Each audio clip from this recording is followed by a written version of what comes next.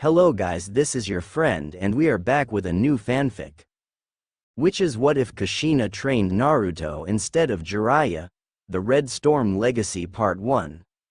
And if you enjoy this fanfic then please press the like button and subscribe to my channel for more fanfic like this. And now let's start the fanfic. Three figures sat in a room deep within the Aburame compound.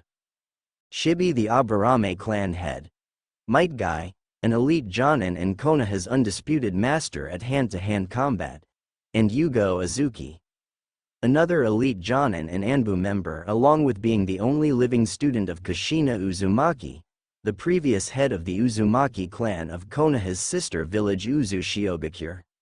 It was the morning after the traitor Mizuki tricked Naruto Uzumaki into stealing the forbidden scroll of seals.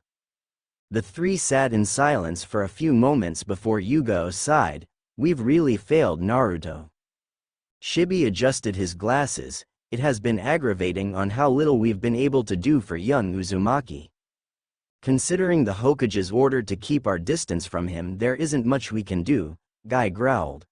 He'd tried focusing his frustration into pulling his rival Kakashi out of his depressed funk with challenge after challenge, but it hadn't worked. I mean, Yugo was given the Uzumaki Kenjutsu style, and I was given their Taijutsu style, so we'd be able to teach young Naruto and he'd have something of his clan. Shino has also told me that there has been no mention of the Uzumaki at the academy," Shibi said, once more adjusting his glasses, with a slight angered buzzing coming from him. "Perhaps the time for the gentle approach has passed." Guy nodded, "In more ways than one. I'd hoped Tenten and Lee could help Neji see that fate doesn't control him." Guy sighed and ran a hand down his face. "No, I just didn't want to do more. Stuck in my own grief and goal of helping Kakashi." His gaze became one of steel as he said, "No more. We must do something for the next generation." "Does that mean you'll stop holding yourself back as well?" Yugo inquired with a raised eyebrow, getting a nod from Guy.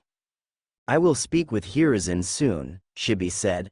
"I shall remind him of a few things." "Yugo, I assume you wouldn't mind being his sensei?"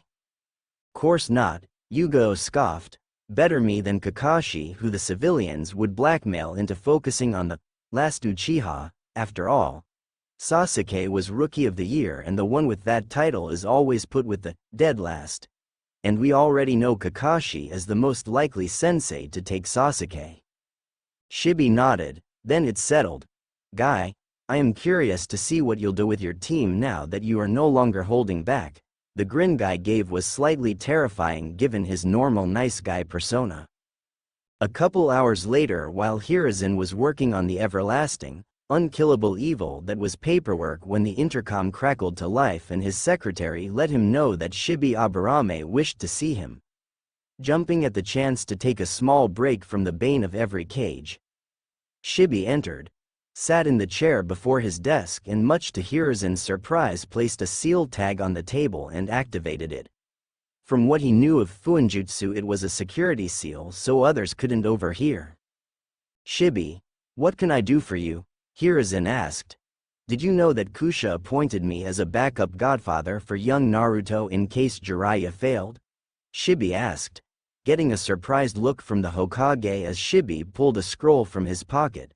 "I have with me my copy of Kushina's will. I had that sealed." Hiruzen growled, only to flinch back when Shibi lowered his glasses to look at the Hokage. The last time Hiruzen had seen Shibi do that, Shibi had destroyed the Iwa shinobi who'd nearly killed Shibi's fiancé. Returning his glasses to their normal position, he said, "You had Konoha's copy sealed." "This is my personal copy. I would have come earlier, but I had a few things I needed to double-check." "Did you know that Kushina never made the Uzumaki clan a Konoha clan? They still count as an Uzushio clan, and as per the treaty, as long as one Uzumaki is aligned with Konoha, the treaty is in full effect. This also means that Kushina and by extension her son Naruto are the de facto ambassadors to the Uzumaki clan, and it is illegal to seal an ambassador's will." As Shibi spoke, Hiruzen seemed to deflate. Had he really failed young Naruto that much? On top of that, you ordered Yugo, Might Guy and myself to stay away from young Naruto when you knew that Yugo was chosen to pass down the Uzumaki Kenjutsu style, the Surging Serpent, while Might Guy has their Taijutsu style, the Storming Dragon. Hiruzen winced. He had made that order. Had his grief at his wife's, Minato's and Kushina's death blinded him this much? Defeat was clear in his voice as Hiruzen asked, "Shibi, what do you think I should do?" "Have you put together any of the new Genin teams?" Shibi asked. Hiruzen shook his head. "I was going to do that after lunch. First thing to do is, don't put Naruto and Sasuke on the same team, and definitely not under Kakashi," Shibi said. Kakashi would be blackmailed by the civilian council to focus on Sasuke, letting the other to fall behind. Kurenai is also not a good pick. Her skills with Genjutsu might be Jonin level, but everything else is mid-Chunin at best. There is also the fact that she sabotaged the Kurama clan by having their heir sealed. She said that young Yakumo would never be able to use her bloodline. Hiruzen frowned. How is that sabotage? She only trained Yakumo for a week, something which my wife told me as she knew Yakumo's mother, Shibi replied, getting a shocked look from Hiruzen. As you know, young Yakumo Kurama's bloodline creates a second personality in her mind. The Ito. My wife looked into the origin of the word, and found it comes from the studies of a psychologist from Kumo. In his studies, the ID is the darker aspects of the mind. The darker her life and thoughts, the stronger the Ito. As such, the more positivity in her life, the weaker the Ito. Due to the seal, which can be seen as a betrayal from her sensei and from you as you had to agree to it, there is a lot she has to be bitter about. My wife also has some knowledge of Fuinjutsu due to Kushina teaching her, and found that the seal on Yakumo is faulty and the Ito can easily influence her. She told me she tried to teach young Yakumo for a month, Hiruzen said, slumping down. That's 2 clan heirs he failed. Then straightened a fire in his eyes. I'll recall Jiraiya to check and possibly her seal. Apologize to Yakumo in person and ask Kunoichi to get young Yakumo therapy to help her fight the Ito. I will also confront Kurenai about this. Shibi nodded. Now back to Naruto. I suggest putting Naruto, Hinata and Shino on a team under Yugo Azuki. This would let Naruto retrieve training from his mother's remaining student, receive part of his inheritance, and also assist Hinata Hyuga. The Aburame clan have always been allies of the Uzumaki clan, as they were the ones who brought us to Konoha. Hinata also has a severe inferiority complex, and Naruto and Shino can help her. Naruto's enthusiasm is quite infectious according to Shino, and Shino's stoic calm is a good balance. They also have a wide range of possible specializations. Naruto has senses as keen as an Inuzuka, so could be good at tracking. The raw chakra of the Uzumaki, so ninjutsu is a given. Due to both his parents excelling in Fuinjutsu along with being an Uzumaki, you could say the sealing art is in his blood, which along with his creative mind he could surpass both. He has pranked, outran and hid from the Anbu for years, and in a bright orange jacket and pants. As such, if he has such high stealth skills now, what would happen if he wore colors appropriate for the area? His pranking has already laid the basics for a trap master, and given the Byakugan and Aburame Kakaichu, you have the grounds for an infiltration and sabotaging team.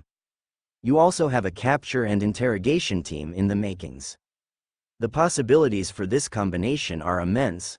Plus, Hinata and Shino have never belittled Naruto, unlike almost every other member of the class. Hiruzen stayed quiet as he thought about this. It's true that most of the class was antagonistic towards the young Uzumaki, so the teamwork that Konoha prided itself on would be next to impossible to create. Shibi's suggestion had merit. Why put this team under Yugo instead of Kakashi? The blackmail issue could be countered by a direct order from me. Kakashi spends all his time at the Memorial Stone and is late for every mission that is not an A rank, Shibi replied. He also uses the bell test as his sensei did and simply expects his team to work together. The bell test itself is flawed. It is a case of throwing three children together who might not even like each other and expect them to put their differences aside and work together. Tell me, Hiruzen, how many children have the maturity to put their feelings to the side to work with those they dislike if not completely hate? Hiruzen sighed. When said like that, he could see the flaw in the test. Even with his genin team, it was Tsunade who got Jiraiya and Orochimaru to work together, as the two even then had a strong dislike for the other. I see your point. The bell test is only good if the groundwork to make a good team is already there. Another problem is the Ninja Academy is under the control of the Civilian Council and is far too focused on theory, and the practical side suffers as a result. I would suggest making a small team to investigate if Naruto is the only one who's been sabotaged, though the fact he was and it wasn't caught means they had to teach everyone equally. We are still low on shinobi after the massacre and Kyuubi attack. As such, any sabotage on the upcoming genin could be seen as sabotage to Konoha itself. Hiruzen sighed and ran a hand down his face. Even more to do on his already full plate. Very well. I'll have Ibiki and Inoichi arrange the investigation. I assume that you've already spoken with Yugo since you specifically mentioned her? Indeed, Shibi replied. Hiruzen nodded. I'll make sure she gets the team. Thank you for bringing all this to my attention, Shibi. Depending on how things go, I might have you take over the overhaul for the academy. Shibi simply gave a small nod. Rose took his security seal and left the room.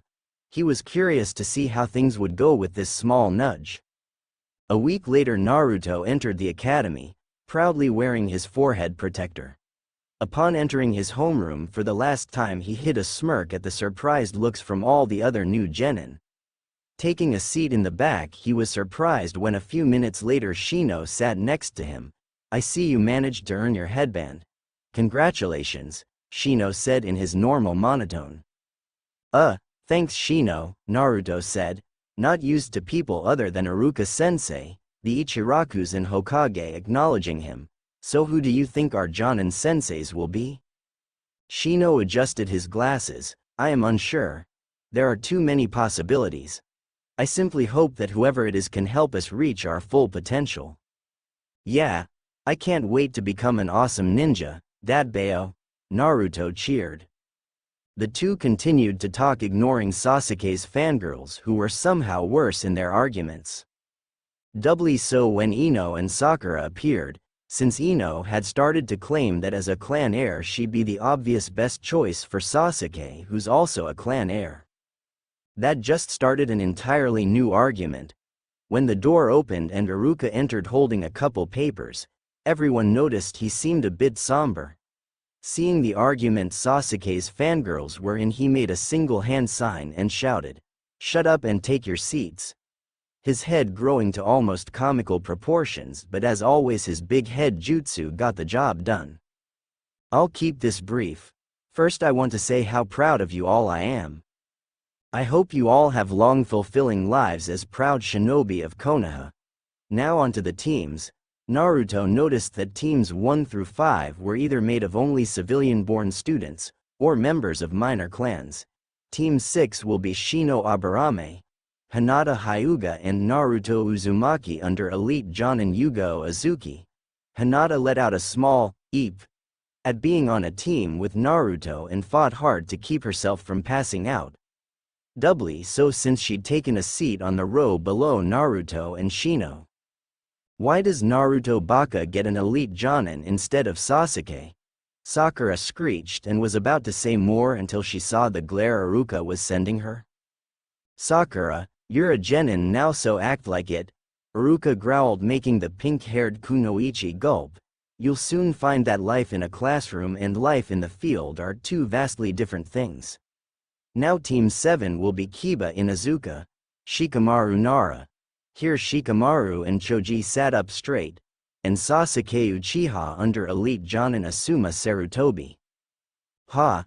Take that, Naruto Baka, Sakura said before she could stop herself as she got up and pointed at Naruto. You're not the only one with an elite Jonin as your sensei. And Sasuke-kun's is directly related to the Hokage. Sakura, Iruka said quietly, though it still caused Sakura to freeze and slowly turn to the Chunin. As a genin you are considered an adult. So once more, act like one. Sakura gulped as she sat down, as Iruka coughed into his hand. Team 8 will be Choji Akamichi, Sakura Haruno and Ino Yamanaka under Jonin Ensui Nara. Cousin Ensui? Shikamaru said in shock, completely ignoring the fact he wasn't on a team with his best friend. I didn't know he was taking a genin team. Team 10 was another team made of minor clan members and civilians. You all have 1 hour for lunch before your sensei arrives. Take the time to get to know your teammates if you don't know them, and once again I wish you all the best of luck. Iruka then picked up the papers and left the room. Shino tilted his head slightly before shaking it. Standing up he said, "Why don't we get some food and get to know each other a little more? I must admit I know only the basics about you two, and I'm sure you both must have questions for me as well." Ichiraku's, Naruto suggested. "What about the bakery a couple blocks away? The one near the weapon shop run by that old couple?" Hinata suggested. Naruto frowned. He'd tried the place once and was instantly kicked out for making a disturbance when he was just browsing the menu. Though maybe since he was a genin things would be different now. I guess that's fine. It's no ramen though. If Hinata and Shino noticed his small stutter, they didn't comment on it. During the walk the three spoke about themselves. Hinata spoke about her family's fighting style, the Jukin, and a few chakra control exercises that Naruto could try to get his massive amount of chakra under control. Shino spoke about his hive, how they could drain chakra and how he could communicate with them to spy on bandits and the like. Naruto spoke about his high stealth skills, the shadow clone jutsu, and some of his favorite pranks. When Shino brought up his jutsu and that as it's a distraction technique, he could use that with his shadow clones to either overwhelm an opponent's senses, or a way for his shadow clones to get a surprise attack on the enemy. Naruto? Hinata asked, nervously tapping the tips of her fingers together. How did you come up with that jutsu? Naruto shrugged. I saw how many people reacted to the swimsuit magazine in bookstores or those small orange books. I figured I could use that to my advantage, so I looked at those magazines whenever I had the chance to learn the form. Add some experimentation and voila. One special distraction technique that seems to work on everyone, including the Hokage. Hinata was relieved that Naruto got it just from swimsuit magazines, which were a lot better than some other places he could have gotten it from. When the trio arrived at the bakery, Naruto held the door for his teammates, but upon entering the cashier barked out, "Here to cause another ruckus?" Though the moment he saw that not only did Naruto have a forehead protector but both the Aburame and Hyuga heirs were standing with the brat, he froze. Feeling sweat start to run down the back of his head at the angered look from the Hyuga and the unreadable look from the Aburame, he quickly backtracked. I mean, what can I get for you?" Naruto was shocked at the reversal, but the three made their orders. Hinata got some cinnamon rolls. Shino got some berry and honey biscuits, one of which he slipped into his sleeve so his Kakaichu could eat, and Naruto got a cinnamon roll, a berry and honey biscuit, a couple different kinds of cookies, and a new kind of food the bakery was experimenting with called quiche, that originated from Takigakure at Shino's suggestion. The slice Naruto got had mushrooms, ham, and cheese. The cashier expected the demon brat to hate it, cause a stink and be thrown out, but upon taking his first bite Naruto's eyes went wide. "This is amazing.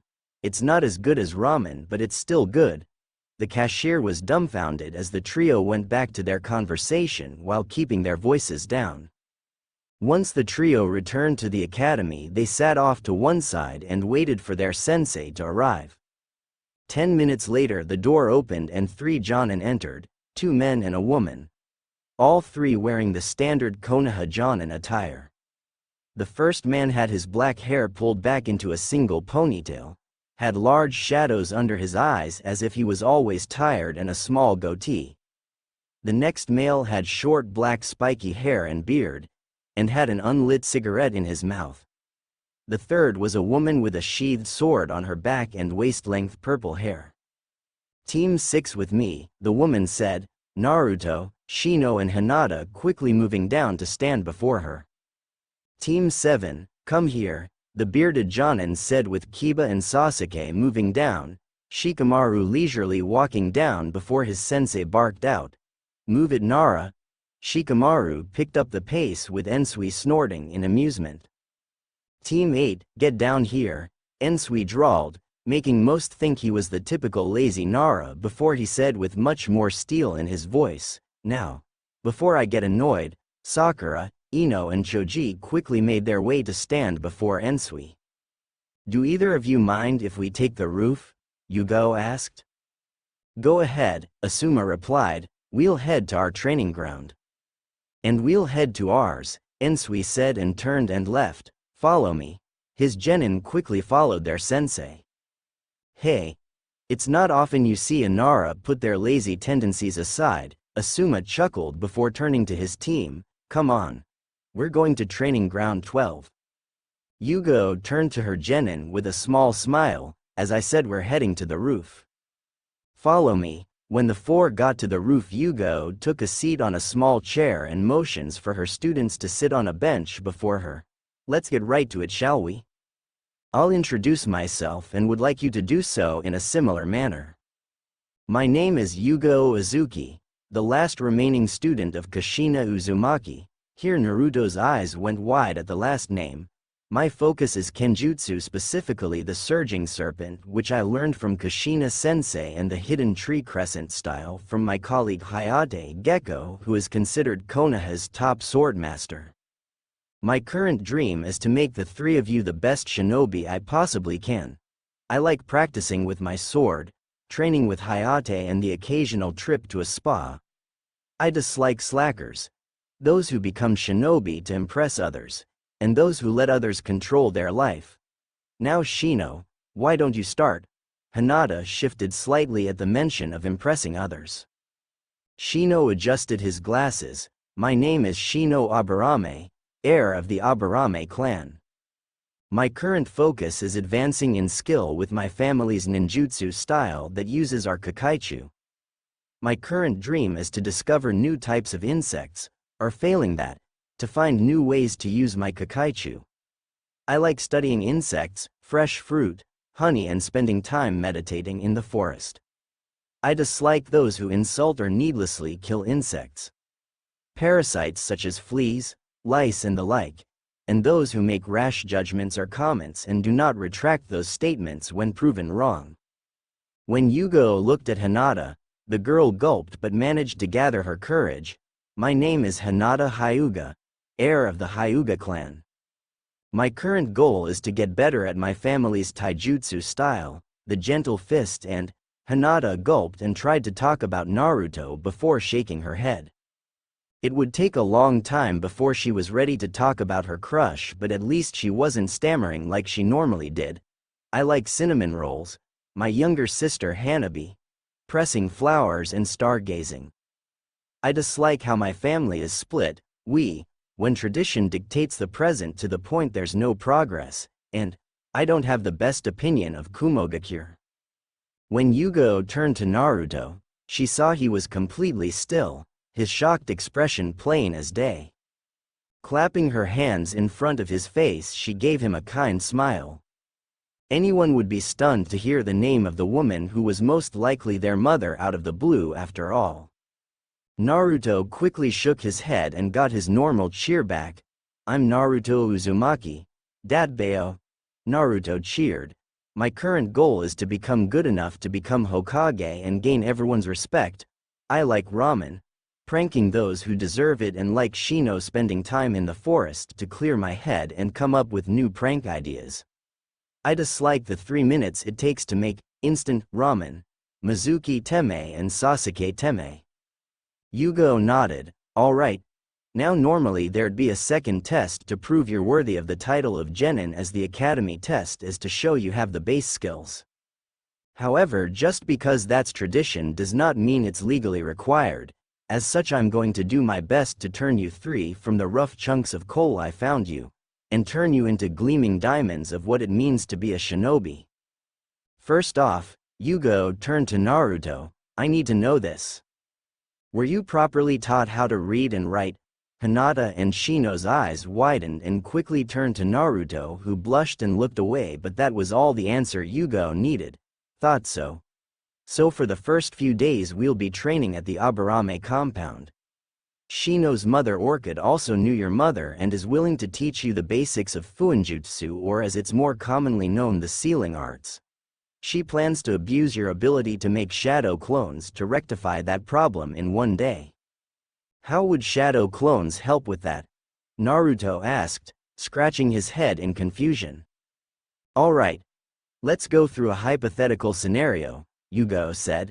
Let's say we're infiltrating an enemy stronghold, and we come across a door. You send a shadow clone in as a scout. You trip a trap and a kunai launcher activates and kills the clone. You would know how far in your clone was, what triggered the trap, and what kind of trap it was. So if you use that when training chakra control, then even if you use only a single clone, you are literally cutting the training time in half. Naruto's eyes lit up at the potential of the jutsu he learned. As his mind was whirling with possibilities, Shino inquired, if the jutsu is that useful, why is this my first time hearing about it? Because it's considered a kinjutsu for two reasons, Yugo explained. First reason is normally only a jonin has enough chakra to use it and continue fighting, as it takes your chakra and evenly distributes it between you and the clones. So a single clone would have half your chakra, two clones would each have a third, and so on. The second reason is not everyone can handle the memory transfer, and in a fight that can be dangerous. I plan to get you and Hinata able to make at least one clone, and then have the clones do simple exercises like various taijutsu kata or chakra control exercises. When they burst, you two will be meditating and we'll slowly work up to combat exercises with them. I made almost 100 when I fought Mizuki Teme, Naruto said, once more confused. How was I able to do that if the jutsu split my chakra? And how come I wasn't affected when they burst? As I said, some people can't handle it. If you can handle almost 100 bursting at once, then that shows you have a good affinity with the technique. You are also a member of the Uzumaki clan of Uzushiogakure, Yugo explained and raised a hand to prevent Naruto from speaking. Yes. You have a clan, and the fact the academy said nothing about them is a problem for another time and for other people. Your mother Kushina Uzumaki was one of the few survivors of Uzu when a combined army of Iwa, Kumo and Mizu invaded them at the start of the Third Shinobi War due to being in Konoha at the time. You are also the last known member of the Uzumaki clan's main line. All the genin's eyes went wide, as that meant Naruto was clan heir by default. Learning about the Uzumaki will be one of the things I teach you three. What's important is the Uzumaki clan have dense and powerful chakra compared to others, with the main line's chakra being even denser and more powerful. As such, low-level jutsu such as the basic Bushin would be difficult if not impossible for you to do when making only a couple. As such, the more chakra-intense clones such as the elemental and shadow clones were the Uzumaki's go-to clones. A slight buzzing could be heard from Shino. If that's the case, then why did none of the teachers at the academy? The buzzing became louder as Shino's face darkened. Sabotage. They were sabotaging Naruto. Yugo's face turned grim as she nodded. Yes. However, you don't need to worry about that. Her face turned dark. Trust me. That will be taken care of. Her expression quickly went back to her calm expression. Now let's head over to the Aburame compound, shall we? Author's notes. I've been toying with ideas of writing a Naruto story for a while. So a few things to go over. First, some jutsus will use their Japanese names, and some will use their translated names. This is partly due to some just having better names in Japanese, in my opinion. Rasengan being a great example, as its translated name as spiraling sphere. It gets the point across but sounds so basic. Second, I'll also only use honorifics if I feel it's necessary. Sensei and sama being examples of ones I'll use. As for Might Guy, in the anime he was shown to have the Tortoise Clan as summons even if he rarely used it. Plus, according to the wiki, he taught Tenten how to use most of her tools, showing he's at least proficient in them. I've always thought he chose to hold back to try and help Kakashi, so if that's the case and he's already an elite Jonin, then what would he be like if he stopped holding back and used his full range of skills? I'm still going to try to keep his normal self in mind, but we'll have a much more serious guy in this story. Also, the reason Asuma didn't lead his team to Training Ground 7 is because that's where the Memorial Stone is, and Asuma doesn't want to put up with Kakashi's BS. When the group reached the Aburame compound, the guards gave the four of them nods, and a woman with violet hair that went down to her shoulders, and a white flower tucked behind her left ear, wearing a white lab coat with small orchid flowers running down her sides, met them at the front door. You go, right on time. Our third training ground is free. Shino can show you the way. Naruto, please make 5 clones who'll accompany your team while the real you comes with me. The woman led Naruto inside while Yugo took his clones and teams along the side of the house. Looking over her shoulder, the woman said, "My name is Orchid Aburame. It's a pleasure to meet you." Yeah, nice to meet you too," Naruto replied, still unused to people being polite to him.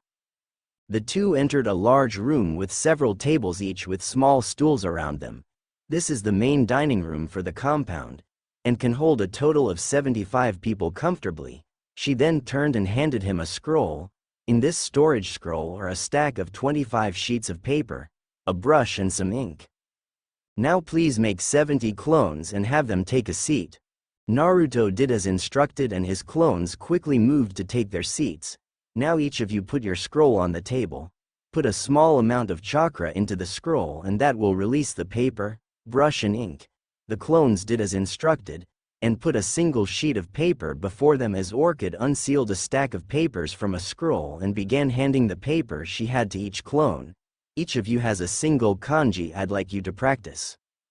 Once you have gone through your entire stack of paper, burst one table at a time. Then Naruto will remake you and you'll begin again. Why? The original Naruto asked. Why'd I have to do all this?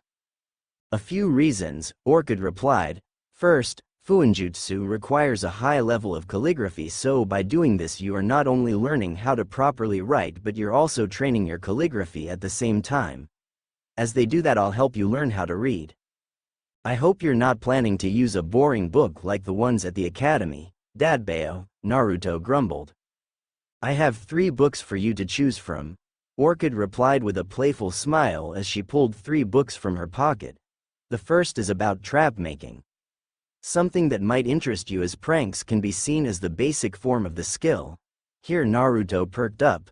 The second is about the basics of seals, as that is what I will teach you. The third and final one. She then placed down a 3rd book. Hiruzen looked up from his paperwork when Kakashi shunshined into the room. I was expecting this. You have questions as to the team placements? Hiruzen asked. Why didn't I get Sensei's son or Sasuke? Kakashi asked with a raised eyebrow, thankful that his mask hid his large frown. He owed both his sensei and Obito to teach their family. It's one of the main reason he didn't take any other students, on top of them not understanding how important teamwork was.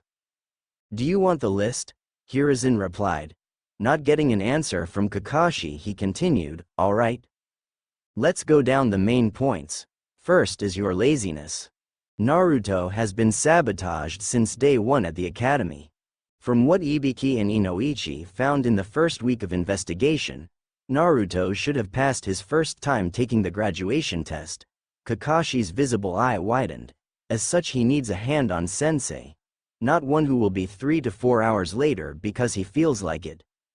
On top of that, Yugo has just as much a claim to teach him as you, if not more so, as she's Kushina's only living student and was given the Uzumaki Kenjutsu style so she can pass it down to Naruto. Might Guy will even be working with Naruto to teach him Kushina's taijutsu style. Kushina one-san trusted Guy with the Storming Dragon, Kakashi gasped. The Storming Dragon was borderline legendary. At least Yugo having the Surging Serpent made sense. Though, why hasn't Guy shown he has Kushina's style before now? Hiruzen nodded. We both also know the remaining members of the Civilian Council will blackmail you to focus on Sasuke Uchiha simply to spite Naruto and plagiate the Uchiha. They cannot do so with Asuma as being one of the 12 ninja guardians. He also has the daimyo backing him up. Sasuke needs a firm hand at the moment, and Asuma is already planning to start the young man's healing and hopefully deal with his superiority complex and inferiority complex. Kakashi nodded, but before he could say anything Hiruzen continued. You have also proved that you aren't worthy of being a sensei. Naruto has had 12 years to grow, and in that time you have failed 7 different teams. The genin didn't need to show perfect teamwork, and the last 4 of times I had someone watching you test the genin. 2 years ago was a passable team, but you still failed them. 3 genin full of potential. 3 genin who decided to take civilian jobs instead. With your track record, I'd rather trust Ibiki and Anko with a genin team. Are you serious? Kakashi gasped. Ibiki would terrify the genin and Anko wouldn't know restraint if it approached her dressed as a Miko. Yet they'd prove more worthy, sensei. Hiruzen growled. Ibiki takes every job given to him seriously, and knowing him, he'd either raise the most terrifying T&I specialists the world has ever known, or find some way to make them as good strategists as Nara or Aburame. Anko would never abandon her team, as she'd never treat them the way Orochimaru treated her. That by itself guarantees she'd do everything she possibly could to make sure they'd make at least Chunin. Now I have paperwork to do. Kakashi vanished in another shunshin. For a moment Hiruzen considered pulling out his crystal ball to see if Kakashi was doing something productive, but pushed the thought to the side. He still had far too much paperwork at the moment. Team 8 entered their training ground, and Ensui Nara turned to his genin team. He'd already looked at their profiles, and knew he'd have a lot of work ahead of him to get them up to be proper genin. All right, you 3. The 3 looked at their sensei. Ino had a pompous look, as if she thought she could boss him around. Sakura was slightly nervous, though she also sent Ino several annoyed glances. Choji had pulled out a bag of chips and started munching on them. I'm going to be blunt because it's too troublesome to be subtle. You kids are far too pathetic. Before Ino or Sakura could speak up, he continued. Let's go down the list, shall we? Ino, you are the classic example of a pampered princess who, despite coming from a military family and should know how to behave, are lazy. Expect things to just go your way. Bossy and prone to loud tantrums if things don't go your way. Sakura is very similar, and both of you have also been doing the one thing that could easily be fatal for any warrior, dating. Choji gaped and looked at the two as if he was personally offended, while Ino and Sakura's eyes turned red in anger from what he said about them. I'll have to have words with Inoichi, since he should have stomped that down years ago. Sakura is only slightly more acceptable since she comes from a civilian background, but the academy should have gone over the shinobi diet early on. Choji, on the other hand, is weak-willed, prefers to let others think for him, and only puts in effort when food is on the line, so here are some ground rules. Ensui then grabbed Choji's bag of chips and, using pure chakra manipulation, incinerated it as his eyes became cold as steel. 1. Ino and Choji will only practice their clan styles with their clan. 2. There will be no breaks unless I say so. If I tell you to run laps for half an hour, then you either run those laps or run until you are unable to move. 3. You will be here by no later than 6:30 in the morning every day unless otherwise stated. What? Sakura yelled. What about my beauty sleep and figure? You want to worry about those? Then drop out of the military, Ensui growled as he flared a small amount of killing intent. This is real life. Not some fantasy story where a prince in shining armor will swoop in and rescue you. You either get the skills to survive being a ninja or you die.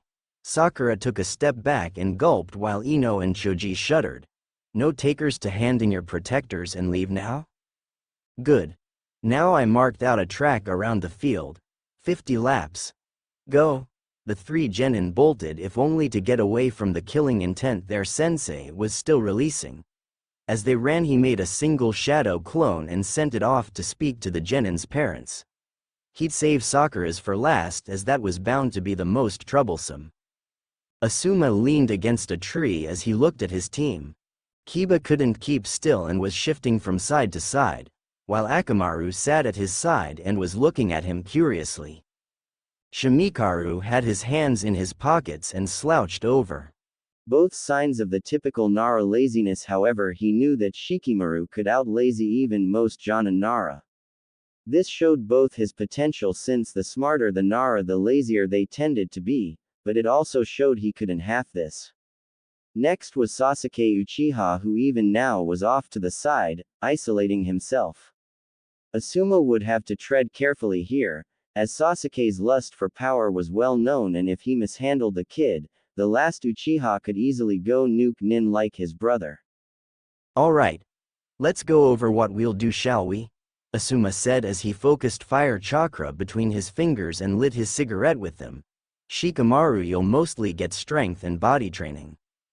Using your mind and strategies are all well and good, but if you can't keep up with your opponent or are too slow to use those strategies, then what good are they? Seeing he wasn't getting through to the young Nara, he tried a different tactic. Alright Shikamaru. Let's put it this way. If Choji was on this team and you didn't have the speed to do your jutsus fast enough or even move fast enough, there's a good chance he'd be dead because you couldn't do what you needed to. That got a reaction. Shikamaru's eyes went wide and it was clear his mind was running through several scenarios as we went through what Asuma said. Seeing the Nara slowly stand up straight, Asuma knew he'd gotten it through the young Nara, at least for now, though Shikamaru would never let his best friend die. Kiba, the young Inuzuka, perked up, curious what his sensei would say. You've got a good grounding for your family's taijutsu style. However, you're too hot-headed, and didn't put all that much effort into the theoretical side of shinobi life. That's not too bad, as from what I can tell, the academy left a lot of the theory that's actually needed for the shinobi life out. So while you're going through some exercises, I'll have a clone work with you on the theoretical side. Of course that won't be the only thing we'll do, but for the first couple weeks it's what we'll focus on. Finally he turned to his last student, Sasuke. Sasuke gave a small grunt and turned to look at his sensei. Few things. First is the lingering trauma from that night. That can hinder you in battle if you ever face your target. Anger can blind you or create mistakes and openings that opponents can use against you. If you ever face them, or even if some just brings it up, you need to be calm and not let them affect your mental state. With me so far? Sasuke thought about it. At first he was just going to scoff and ignore his sensei, but just thinking about him made his blood boil and anger to fog his mind. Fine, Sasuke said. How do we deal with the trauma? That's the part you're not gonna like, Asuma said, taking the cigarette out of his mouth for a moment as he blew out a bit of smoke. You'll need to see a Yamanaka for therapy. I'll make sure they're not gonna report to Ino so you won't be bothered by your fangirl. I'll also make sure whoever it is discreet. Don't need to draw attention when it's not needed, right? Sasuke scowled but nodded. Therapy? That was for lesser people. He was an Uchiha. An elite and the best of the best. But if it would get his sensei off his back, he'd deal with it. Even though it would take time away from training to beat him. As for training, due to your eyes' ability to memorize everything they see, versatility is the name of the game. We'll work on ninjutsu, genjutsu, some taijutsu that should fill any holes your family's style might have, since it needs the Sharingan to reach its full potential, and even some other aspects of shinobi life. Blacksmithing is a possibility, or even medical ninjutsu techniques. Blacksmithing would let you make your own gear, and as past members of your clan have shown, Uchiha steel is some of the best out there. And that's including what's made in the land of iron. Medical knowledge and techniques wouldn't only let you fight longer, but you'd also know how to cripple enemies easier or flat out take them out of the fight completely. Asuma knew he was laying it on a bit thick, but until Sasuke got that therapy it would be difficult to keep the kid from doing something stupid. He just hoped he wasn't making a mistake with all this, but time would tell. As the trio of genin got started training, the gleam in Sasuke's eyes at the power his sensei planned to give him never left. A gleam Asuma noted and hoped to the sage and Kami that the therapy worked. So the first exercise you'll do is called tree walking. This will not only let you walk on any surface you want, but the more you master your chakra, the less you'll need for your jutsus while maintaining their full power. Yugo explained with a small smile. First step of this exercise is focusing chakra to the soles of your feet, which is the most difficult place on your body to send chakra to. Yugo then demonstrated this by walking up a nearby tree. Once you are able to walk up and down a tree for an hour without stopping, we'll move on to the next level of this exercise. Yugo then jumped off the tree, flipped in mid-air and landed on her feet. As she did, one of the Narutos sniffed the air as the wind changed directions, the scent stirring something in his mind. "Neko?" Naruto asked, his clone brothers giving him a puzzled look before they also sniffed the air, as Shino and Hinata wondered if their sensei had been in Anbu. Yugo smirked. "I wondered if you'd pick up on that. Yes, I am an Exanbu captain. I was chosen to be the sensei for this team for a few reasons, one of the main ones being Kushina left the surging serpent style to me so I could teach it to you. The sensei of Team 9, Might Guy, has her taijutsu style, the Storming Dragon. You'll be working with him during Friday evening and throughout Saturday while you all have Sunday off. All training and no time for rest will only hinder you. I suggest you all either work on theory on that day or just spend it relaxing. Starting tomorrow though, I'll be wearing my Anbu armor as I much prefer that over the standard Jonin uniform." She didn't mention that the last time she'd been around Naruto was shortly after the orphanage kicked him out for the last time. "It is logical to have an Anbu captain as our sensei," Shino said. "The more high-profile the genin, the stronger the jonin. Teams 6, 7 and 8 are either made solely or partly of clan heirs. That is another reason I was chosen to be your sensei." "Yes," Yugo agreed. "Now enough talk. Let's get to training, shall we? Oh, I forgot to mention. Too much chakra and you'll be blasted away from the tree. And not enough chakra will make you slip off. I want one Naruto to stay back and remake the others for as long as possible." Might Guy stood over his panting students, having just put them through their paces. Even Lee, who was the physically strongest and had the most stamina of them, was panting. Handing them all bottled water with vitamins mixed in, he spoke. "You have 10 minutes to rest before we move on. Each one of you have been coasting so far and have refused to learn skills to fill in your weak points. That ends now." All three of them looked up at him in shock. Not even Lee had seen their sensei like this. First, Neji and Tenten will learn some ninjutsu. Lightning and wind for Tenten and earth for Neji. That goes against Hyuga tradition. Neji gasped out, a defiant look in his eyes. At least until Might Guy suddenly went through 3 hand signs: Earth Release, Rock Fist Jutsu. Neji's eyes went wide as he barely got out of the way of a large stone fist rising out of the ground and would have sent him flying. "Tradition is not law, Neji, now be quiet." Tenten. The Kunoichi jumped as her sensei turned to her. "So far, despite everything I've taught you, you've focused on throwing your weapons, even ones not meant to be thrown. This can be a useful tactic, as no one would expect a ball and chain flying at them with your level of speed and accuracy. However, what will you do when you come across someone with a strong enough earth jutsu to block everything you throw, or a wind jutsu that can blow them away?" His eyes narrowed as she shifted slightly. "I see you understand. Lightning jutsu can help your weapons pierce earth and occasionally even defy the wind. You are a lightning, wind element Kunoichi. The best options for your chosen specialty. Use them." He then turned back to Neji, who despite his shock at the drastic change in his sensei's attitude still looked defiant. You will be getting therapy and… I will not, Neji hissed, his Byakugan flaring to life only for it to instantly vanish when Might Guy lifted Neji into the air by his shirt. Shock clear on Neji's face as he thought, I didn't even see him move? You blame your cousin Hinata for your father's death. You blame a 3-year-old girl for being kidnapped by a Jonin. At Might Guy's words, Tenten and Lee gasped as they looked at their teammate, now knowing why he was always so spiteful to the Hyuga heiress. She hadn't even started training yet. Neji. Hyuga don't start training until they're 4 years old, as you damn well know. She's weak. Neji spat back, fury burning in his eyes. She can't bring herself to harm others. Being kind to allies is not a weakness, Guy roared, as he glared back into Neji's eyes. Tell me, has she ever used the cage bird seal?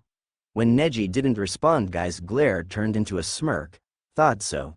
So Neji, you have 2 options. First is following your sensei's orders and receive therapy to get over this obvious weakness. Second, I will go to the Hokage and have you removed from Konoha's forces entirely. Neji's eyes widened at the level of that threat.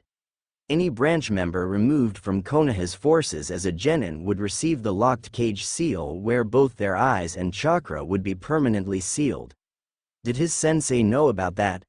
Silence hung heavy in the air before Neji slumped in defeat. Fine, Neji spat. Though in the end it will do nothing. Fate will see to that. Guy dropped Neji before turning to Lee. Lee.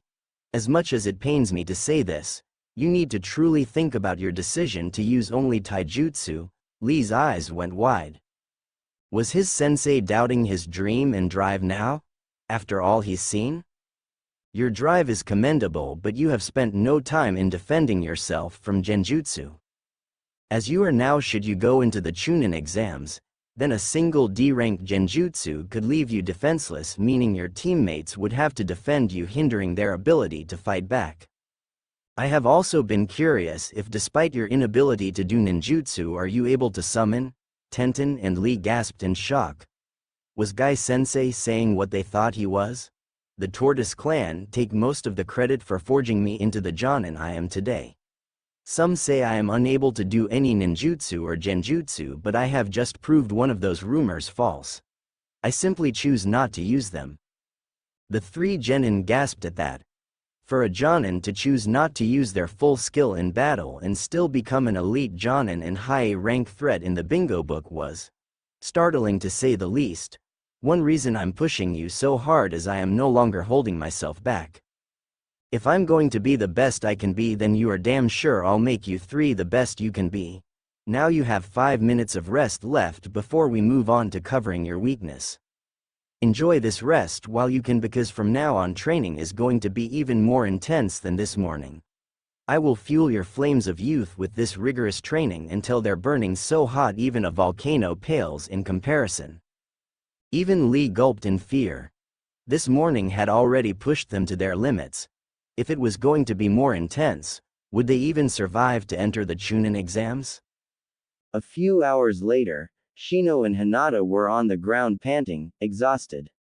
The Naruto clones that had been originally training alongside them are long gone, and the replacement clones Naruto had sent burst only a couple minutes ago. When Orchid and Naruto appeared, the blonde kept snickering to himself, a twinkle in his eye that promised problems for whoever drew his ire. How'd it go? Yugao inquired. Marvelously. Orchid replied with a beaming smile. He blew away my expectations. Not only did he master the writing exercises I set for him, he also decided to keep the 3 books I laid out so he could go over them more in depth later. With his ability to multitask and you in charge of teaching him, I have no doubt that your genin will be great one day. Well, I'll do my best, Yugao replied. So by your statement we don't need to train here for the next few days? Nope, Orchid replied. I'll work with Naruto in the evenings on Sunday, Tuesday, and Thursdays, if that's all right with the 2 of you. I have no problem with it, Yugao said. Same, Naruto said. I've already got so many ideas on what I can do with Fuinjutsu. Well, you'll have to get better before you can do those ideas, Orchid replied with a smile. Remember to practice with normal ink for a while. Doubly so when working on things like explosion tags. Those can be dangerous to work with even in the best case scenario when you're still new to the art. Got it, Orchid-sensei, Naruto replied with a grin as he put his hands behind his head. He needed to get some more paper and ink, but this was something he could easily practice in his spare time. Then he started cackling as he remembered all the blank scrolls the academy gave for when he did his homework. He'd just thrown them in the closet and forgotten about them. All right, Yugo said after handing Hinata and Shino some water bottles. Since Naruto's training with Orchid advanced so quickly, we'll meet tomorrow at 7 a.m. at Training Ground 6. Naruto, I'll spend a little extra time with you tonight to go over a few things about your mother and some things the academy didn't teach you that they damn well should have. Hinata and Shino didn't feel slighted at Naruto getting extra attention from their sensei. He did have to catch up on things the academy refused to teach them, and Yugo was one of the few people who could tell him about his mother. Do you know who my dad is? Naruto asked. I do, Yugo replied, making the Genin and Orchid blink in surprise. However, I'm not allowed to tell you at this time. He had more enemies than the average shinobi did, and they would have no issue killing you as a revenge by proxy against him.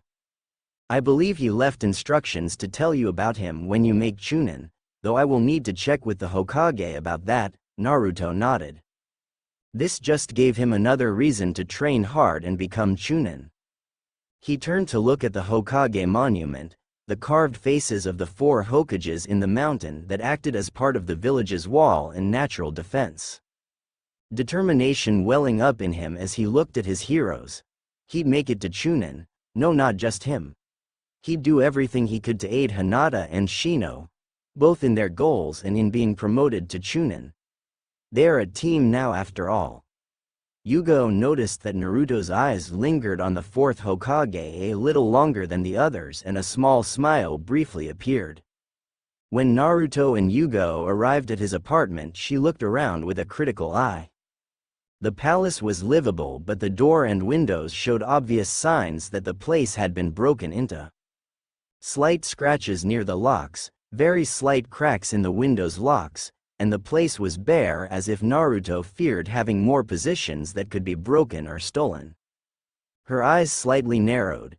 Due to not being able to watch over Naruto as much as she'd have liked as he was growing up, she wasn't able to be part of his Anbu guard, but they were meant to protect him until he made Genin himself, yet there were clear signs they'd ignored their duty or worse, aided in his torment. She'd have to speak to the Anbu commander about this. If the Anbu would ignore orders to protect their Jinchuriki regardless of who his parents were, then what else were they ignoring? Every Anbu had to have some level of skill in Fuinjutsu, and they were all told how Naruto's seal worked under a secrecy seal, so they couldn't reveal it. Wait. Her eyes narrowed again in thought. There was one branch of Anbu that had been independent before it was shut down. Perhaps Danzo was up to his old tricks again. All this went through her mind in moments, but when she turned to Naruto, she once more had her kind smile. All right. Let's go over what the academy should have taught you first. Sitting down at his table, Yugo went over the main points Naruto needed to know, such as a balanced diet and correcting some things that were incorrectly taught. Once that was done, Yugo gave the excited Genin a small smirk. Clapping her hands, she said, "All right. Now that all that is out of the way, let's get to the history lesson you care about, shall we?" Naruto pouted at Yugo calling talking about his mother a history lesson, making her chuckle. As stated previously, Kushina Uzumaki was one of the few remaining members of the Uzumaki clan. Uzushiogakure, their home, was Konoha's sister village. The first Hokage's wife was Mito Uzumaki, and if I'm remembering correctly, Kushina-sensei one mentioned Mito was her great-aunt. Uzumaki not only have dense and powerful chakra, but they also have an incredibly strong life force, so they are able to live well past 100 years old. Mito-sama was in her 70s when Kushina-sensei arrived in Konoha. I don't know who the oldest Uzumaki ever was though, so don't ask. Here she gave Naruto a teasing grin, making him chuckle. She was an absolute master of the Uzumaki Tai and Kenjutsu styles, and her mastery of seals equaled if not surprised the fourth Hokage's. Naruto's eyes went wide before a fox-like grin appeared on his face. Well, if she's that good, and I've got the shadow clones I can use to train with, do you think I could become just as good if not better? He asked. You very well might. Yugao replied. No one knows what the future holds, but I can promise you it won't be easy to surpass her skills. The only Fuinjutsu master I know of who had more skill than her was Mito-sama, who was the one who taught Kushina-sensei. Kushina is one of the few S-rank Kunoichi Konoha ever produced. Off the top of my head, the only other one is Tsunade Senju. Oh. Speaking of the Senju, I completely forgot to go over something. What's that, sensei? Naruto inquired, head tilted slightly. The Senju clan, Uchiha clan, and Uzumaki clan are all related, Yugo explained. The Uzumaki clan used to be members of the Senju clan, however let's see, Yugo tilted her head as she thought. I believe it was 400 or 500 years ago a small group of Senju splintered off from the rest and moved to some islands surrounded by whirlpools, which is where the village got its name. These Senju who founded the Uzumaki clan all had what became the Uzumaki traits: crimson red hair, highly dense and powerful chakra, even more so than what the Senju are supposed to have, and a near instinctive grasp of Fuinjutsu. As Naruto took this in, something that Yugo had said before finally clicked. Wait, if great-great-aunt Mito was the first Hokage's wife, that means I'm related to the first two Hokage? Correct.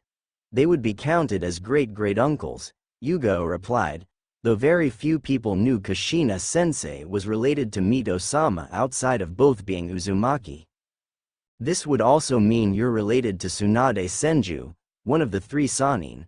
Seeing his confused look, she explained, the Sannin are the students of the third Hokage. They got the title of Sannin during the Second Shinobi War when they survived a battle with Hanzo the Salamander. Naruto's eyes went wide. Hanzo was reportedly one of the most dangerous shinobi to ever live, and very few of his enemies ever survived meeting him. The other members of the Sannin are Jiraiya, Konoha's only true seal master, though there are others such as Orchid who are at least proficient in the art. He is also the sensei to the fourth Hokage. The third member is Orochimaru, one of the three great traders of Konoha. Each Sannin also has access to a summoning contract, like their sensei. How does one find a summon contract? Naruto asked. There are three ways, Yugo replied. First is to find a contract, though that is rare. Second is to have it passed down to you, such as from sensei to student, with the fourth Hokage getting the Toad contract from Jiraiya for example, or down through the clan. The third, while the most direct way, is also the most risky. If you perform the summoning jutsu without a contract, then you're teleported to the realm of the animal clan you'd match best. However, just because the one you'd meet would be your best match doesn't mean they'd accept you. If they don't, then the best case scenario is they just send you back. At worst, they could kill you. Does the Uzumaki clan have a contract? Naruto asked. He would like to have a summons, as he's seen the Hokage summon monkeys a couple times, but he didn't want to risk dying yet. He just started moving toward his dream. I don't know, Yugo said slowly. If they did, it's either with Kushina-sensei's stored items. If it's not, it's either hidden somewhere in Uzu or it's lost. Kushina-sensei never mentioned a summoning contract, but I also never thought to ask. I'll check with the Hokage first, then we can talk about other options, alright? Naruto looked at her and saw true concern in her eyes. Something he'd only really seen in the Ichirakus. Alright, Naruto said, glad that not only was he on the right track now, but he also had a sensei who was truly worried about him. He wondered if Shino and Hinata were the same. Unknown to Naruto, Deep within his mind, a large figure in a cage made of red pillars stirred. A single red eye opening. Things were finally getting more interesting. A couple weeks passed with all the genin training hard. Asuma was pleased to see a little progress on Sasuke's therapy. The young Uchiha was still isolating himself, but he occasionally joined in conversations Shikamaru and Kiba had about tracking targets and different ways to incapacitate or kill them. Tenten was making decent progress learning how to use her elements, and Lee had spent a lot of the time he wasn't training meditating to focus his mind to fight off genjutsu or trying to learn the summoning jutsu. Much to his shock, he had managed to summon a baby tortoise on his most recent attempt. Ensui, much to his frustration, hadn't made much progress with some of his genin. Inoichi and Choza had backed him up in how Ino and Choji were trained. Sakura's mother had tried to throw a tantrum and complain to the Hokage about the inhuman training her daughter was being put through, and was shocked when told that while a little more advanced than expected, the training Sakura was doing was normal for shinobi. Hiruzen hadn't been idle either. Inoichi and Ibiki had found that a lot of students had been sabotaged. More than half of the teachers at the academy and its headmaster were guests at Konoha's T&I department for treason, along with a good portion of the civilian council, as the sabotage was done on their direct orders. Hiruzen, as he'd warned Shibi, had put the Aburame clan head in charge of fixing the academy's curriculum. Something that Shibi did with the stoic calm and efficiency his clan was known for. Something many people of Konoha didn't know was that the Aburame clan were sometimes just as smart as Inara. Shibi being one such example. Yugo, as promised, had pushed her team hard. All three had mastered the tree walking exercise and were well on their way to mastering the water walking exercise. Shino and Hinata had also gotten new outfits. Shino's was due to necessity, as once he'd moved on to water walking, he needed an outfit that could protect his Kakaichu from the water if he fell in. Both of their outfits had some dark orange on it as a subtle sign that they'd stand with Naruto. Yugao wasn't sure if Naruto noticed the sign, but it didn't really matter since the three's teamwork was on point.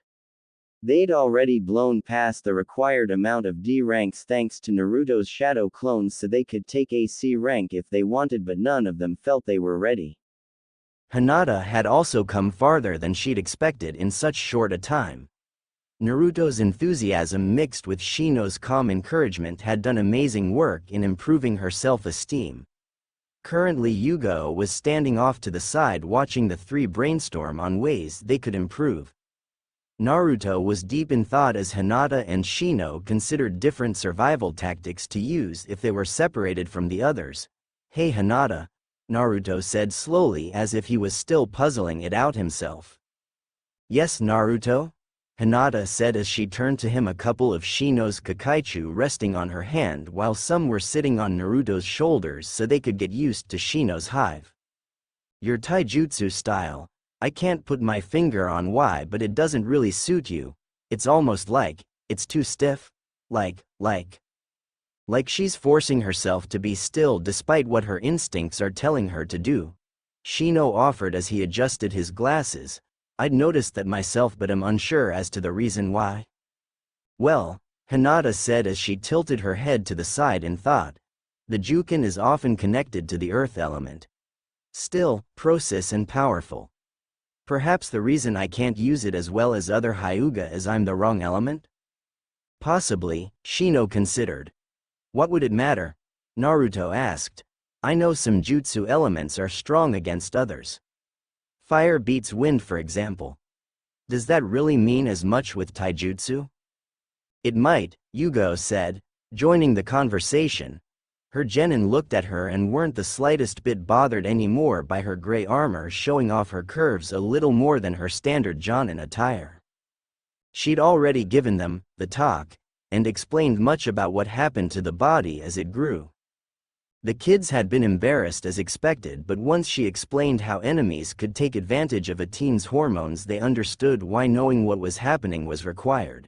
Might Guy's style, the Goken, has a lot in common with the lightning element being composed for fast and powerful blows to end a fight quickly. From what I know, the Uzumaki's style is very similar to water in that it can easily flow from a mobile and defensive style to a ferocious offensive style in the blink of an eye, though Naruto would know more about it than I would. That's a good way to describe it actually, Naruto said as he scratched his chin. Guy-sensei has me use a dozen shadow clones to run through the basic katas while I get strength and endurance training so I can dodge or deflect attacks before retaliating. Well, I do have to stop myself from moving too much as the Juken is a rather stationary style, Hinata stated as she considered what had been said. I also find myself wanting to kick the training dummy, but the Juken doesn't have any need for kicks. What if you tried sending waves of chakra into your opponent through your kicks? Naruto asked as he recalled what Hinata had told them about the style. Does a tenketsu need a direct infusion of chakra to be shut down, or would a wave of chakra over it work? From everything I know, it needs a direct infusion, but a wave of chakra, as you suggest, could still do a lot of damage to the enemy, Hinata mused. During one of their first sparring sessions, Yugo had pointed out that by holding back and not showing what her style could really do was harming her teammates, as they had to take taijutsu seriously. And if they ever had to fight a member of her clan or someone who'd stolen a Byakugan and had reverse-engineered the style, it was best to know what it could really do. The Juken's been refined for decades to use our Byakugan to its fullest and disable tenketsu with nothing more than a single finger. But that does mean that while it's excellent in finesse, it lacks in raw power. Cloth and leather barely hinder it, but metal armor can be a hindrance. Especially chakra metal from the land of iron, due to its ability to spread the chakra we inject into our opponent over the entire sheet of metal. Really interesting, Shino observed. Most would assume that chakra metal would assist in focusing the Juken strikes. Kind of like a rock hitting a pond, Naruto said as he scratched his chin before turning to his sensei. Yugo-sensei. How does one learn what their elemental affinities are? Yugo smiled as she pulled out 3 small sheets of paper. This paper is made from trees that have been fed chakra since it was planted. She then handed each of her genin a sheet. Due to that, by imbuing chakra into it, you will get one of 5 different results. Fire will make the paper burn, wind will cut it in half, lighting will make it crumple, earth will dry it out to the point it crumbles to dust, and water will soak it. The more powerful your secondary affinity, the more prominent the second effect will be. Why don't you go first, Hinata? Naruto suggested as Shino nodded his agreement. You're the main one having problems right now. All right, Hinata said suddenly, very nervous. She'd never heard of a Hyuga who didn't have earth as their main element and didn't know what would happen if she didn't have earth. Taking a deep breath, Hinata poured a little chakra into the paper only for it to get soaked in moments before crumpling up. Hinata's eyes went wide. I'm water and lightning? Is that why the Juken doesn't fit me? Because both of my elements have a direct relationship with earth? It very well might, Shino mused. Is there anyone in your family that you can ask for help? I should let father know, Hinata gulped. But I doubt he'll take this well, and this might just force his hand into making Hanabi the heiress, as the elders would be more insistent than ever. Even if doing so would undo renewing the alliance with the Uzumaki and Aburame clans? Naruto asked, making everyone look at him in surprise. He had his fox-like grin back and his eyes had the gleam of a prank in the works. After all, you're on a team with the heirs to both clans. And while the Uzumaki clan may be down to 1 member now, it won't remain that way once we grow up. Uzushio could easily rise from the ashes and become as strong as it was in its prime, if not stronger. Plus I am a direct relation to 3S rank Kunoichi of Konoha, and one of them was the first Hokage's wife, meaning you'd also be allied with the Senju clan. At least once I make contact with cousin Tsunade, that is. Hinata's jaw had dropped from just how deviously clever that was. It was also an incredibly subtle threat from Naruto that if they abused Hinata they'd lose any chance of an alliance with the rebuilding Uzumaki clan and losing the one with the Aburame clan, and once word of it spread the Hyuga would lose standing rest of Uzumaki's and Aburame's allies.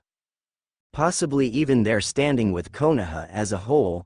On top of that, Tsunade Senju was not a woman to be taken lightly even now after all the time she's been away from Konoha, and if she ever returned she'd have an incredible amount of political power. That is amazingly well thought out, Naruto, Shino said, awe creeping into his voice, which made his teammates blink.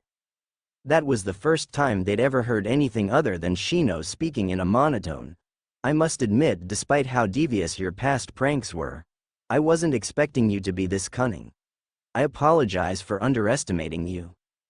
Hey, Naruto said, tilting his head slightly as he scratched the back of his head, don't worry about it, Dadbao. Aren't shinobi supposed to make others underestimate them? Yugao didn't even bother to hide her proud smile. The three had grown in leaps and bounds since she started training them, and this was just more proof of that. Perhaps she should take them on their first C rank soon. What about Yoshino? What elements did you get? Focusing his chakra, he saw his chakra paper begin to crumble to dust before the corner cut itself off. Earth and wind, huh? Interesting. Earth is one of the most common elements, though to have wind as well, Yugao said in thought. Wind is the rarest of the elements and the best for direct combat. Perhaps once you have more chakra, you'll be able to use that to your advantage. Earth is the best defensive element after all. Defense and offense, Shino said in thought before he turned to Naruto. Do you think you could make some seals that can infuse elemental chakra into Kikaichu? If not, I believe I can work with Father to find a way to achieve the same results. Naruto tilted his head. It might be possible, but that would be a pretty advanced seal. Too much chakra and the Kikaichu might die, as they might not be able to absorb it fast enough, and too little chakra and nothing would happen, or it would take too long to get any useful results. Kinda like the tree walking.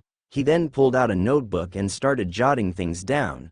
Perhaps if the chakra is absorbed over time? His teammates sat and watched him work. Naruto, like all Uzumaki, had an instinctive grasp of the art, and despite only working on it for a few weeks, was already as good as some of the more lazy Anbu. Yeah, I think I got something. I think if they absorb a large amount of nothing but the elemental chakra over an entire day, along with a second matrix to accelerate their natural evolution, I'm not sure how long the evolution would take, but I'd guess it would be at least a couple weeks. I'm not advanced enough to make the proper seals though. That is fine. Just knowing it is possible is enough for now. I will still speak with my father about this to see if he has another option. If he has a solution, then perhaps we could try both options, Shino replied. I will also speak to Mother about this, as the project would be fascinating for her.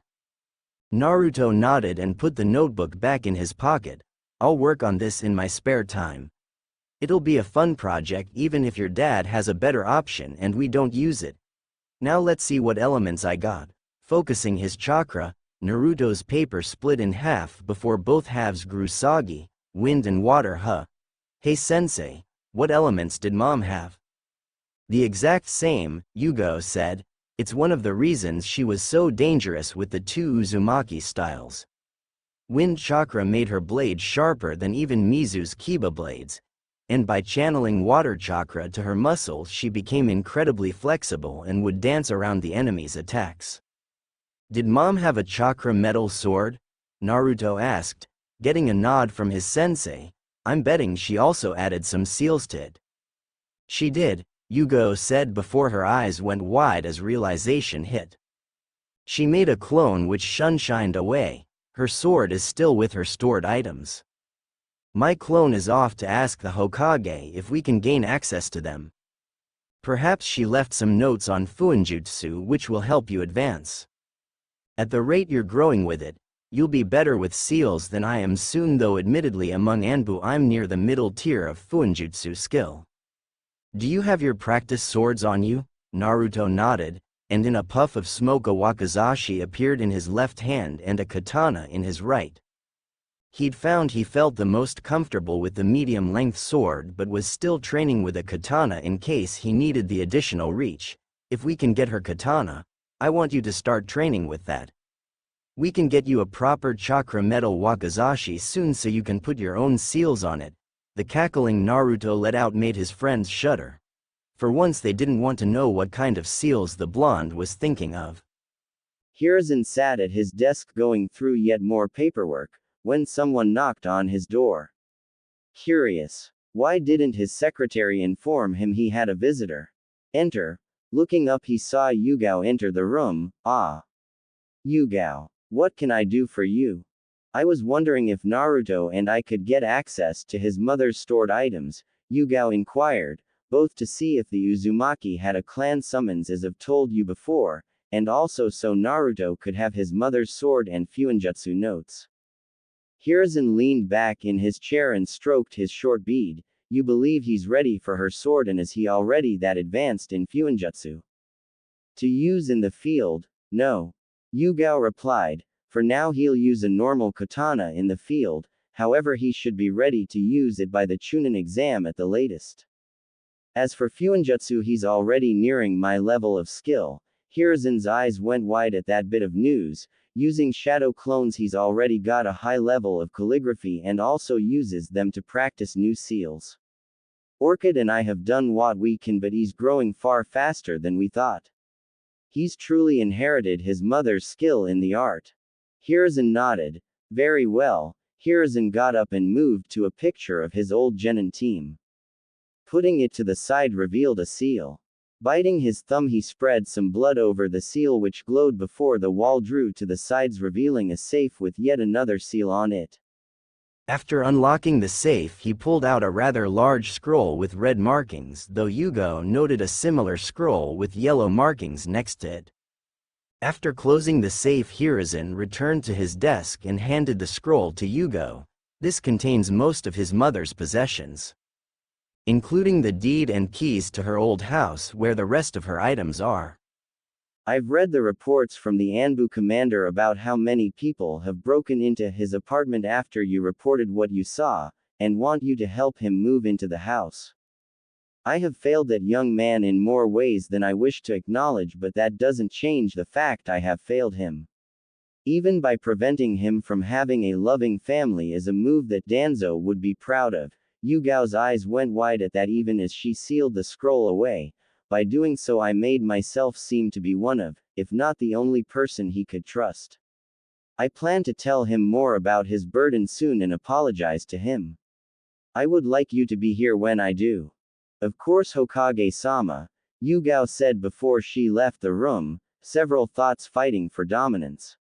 Leaning back in his chair, Hiruzen looked out the window and sent a prayer to the kami and Kushina's spirit that his mistakes wouldn't destroy the bridges with the young man who'd become a second grandson to him forever. Keep moving, runts. Ensui barked out, as a couple of his clones continued to try to catch Ino, Sakura and Choji in their shadows as part of the genin stamina and evasion training. Don't slow down, Sakura. At this rate he'd need to ask Orchid or one of his Anbu associates into getting resistance seals so these brats would train at all times even if they didn't want to. Sakura and Ino were still barely past the level they should have been as fresh genin right out of the academy. At least Choji was now taking training a little more seriously. The genin kept this up for another 10 minutes before Sakura was caught by one of his clones, with Ino caught only 2 minutes later. Alright, that's it for this training exercise, Ensui said, and his clones burst themselves, his 2 female genin falling to the ground panting while Choji simply bent over panting slightly. While you rest we'll talk about new ways to train, Ensui said, smirking slightly as Ino and Sakura groaned. I thought Nara were supposed to be lazy, Ino whined. We are. I'm just focusing that laziness to make your training as efficient as possible so I don't have to do as much. It's one reason you 3 haven't even had a single D rank yet. Ensui replied with a small chuckle, making Ino and Sakura glare at him. Not my fault you two are so weak from ignoring your training and dieting. This feels like hell to you. Now let's start with the least pathetic of you. Choji. Your growth has been decent since we started and I'm glad you're taking things a little more seriously. I've considered weapons for you, and we've got a few options. First, simple brass knuckles or gauntlets.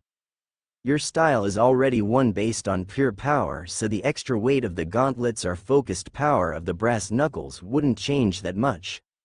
Another option would be a kanabo. A simple but effective weapon, and with your family's raw strength you could give some of the Oni in stories of old a run for their money.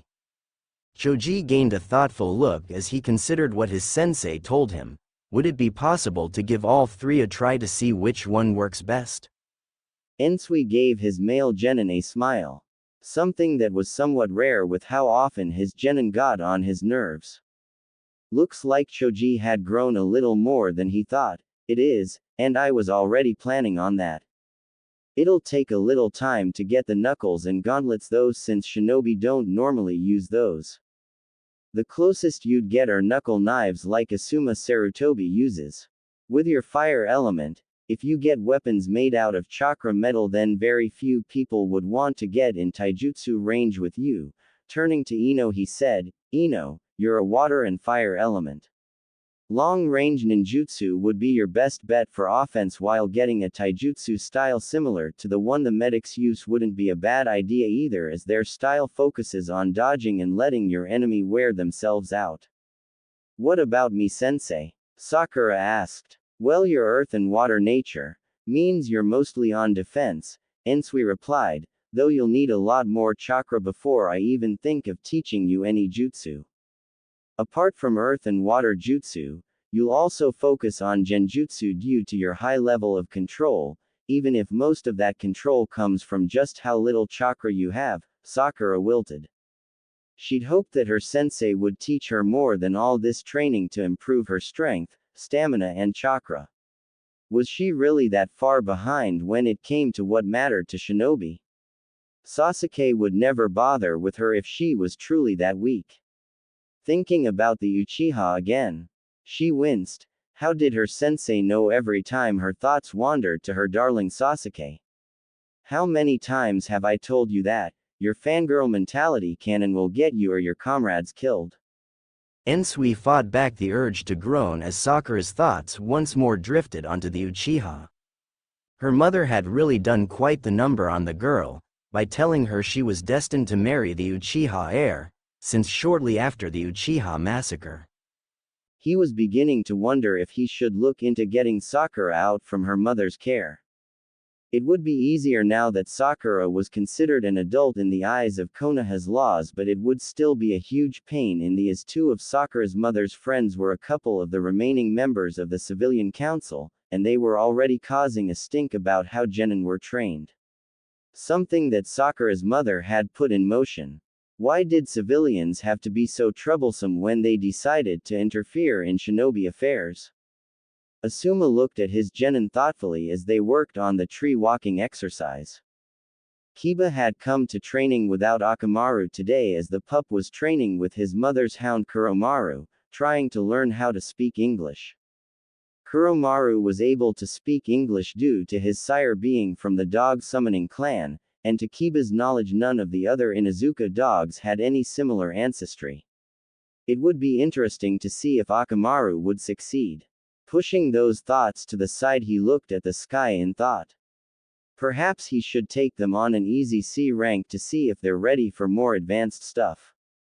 A couple days later, Yugao gathered her team after their warm-ups and said, "All right team. So far you three have exceeded my expectations. As such, I want to know. Do you three think you're ready for AC rank?" The three looked at each other before nodding. "If it's just bandits and the like, we should be fine," Hinata said.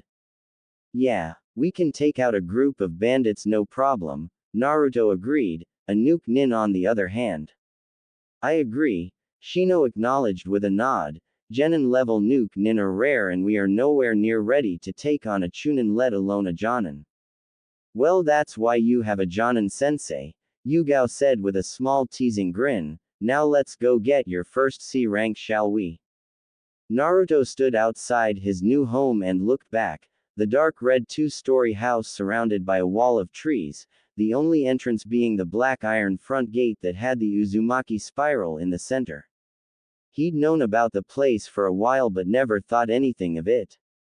It had a decently sized front yard with a single apple tree in the middle of the left half of the yard and small white flowers around the base of the house. Around the back was a small training ground with a single pond for training water walking or water jutsu. After Yugao-sensei had helped him move into the place, he'd made clones to explore the entire thing. He'd easily found his mother's journals, books on fuinjutsu and her sword.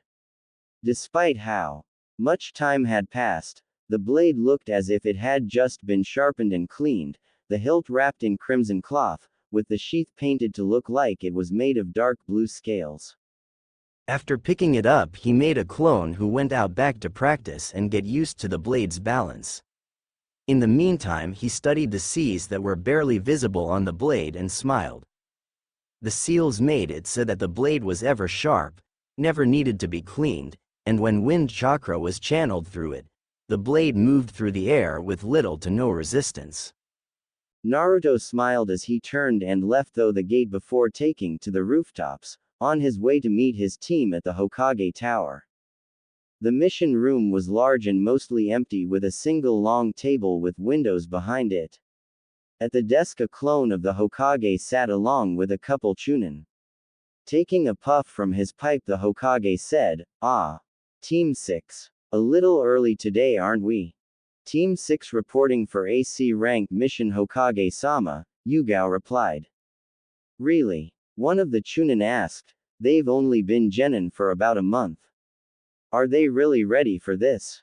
They surpassed the requirements I set for C ranks last week, Yugao replied with a smirk, making the chunin blink in surprise. However, they didn't feel like they were ready yet. And now they feel they are, Hiruzen said with a nod. Noticing Naruto shifting slightly, he smiled. It is nothing to be ashamed of if you felt you needed a little extra time. C-rank missions can be dangerous. Let's see what we have for you, shall we? One of the chunin handed the Hokage a large folder, who began flipping through it. Let's see. There is a small bandit group harassing travelers, who travel between the land of fire and land of grass. They've been focusing on a small roadside inn, and reports say there should only be about a dozen men, however there could be more hiding in the nearby woods. We accept, Yugao said, and was handed a scroll with the details from one of the chunin. Turning to her genin, she said, "All right.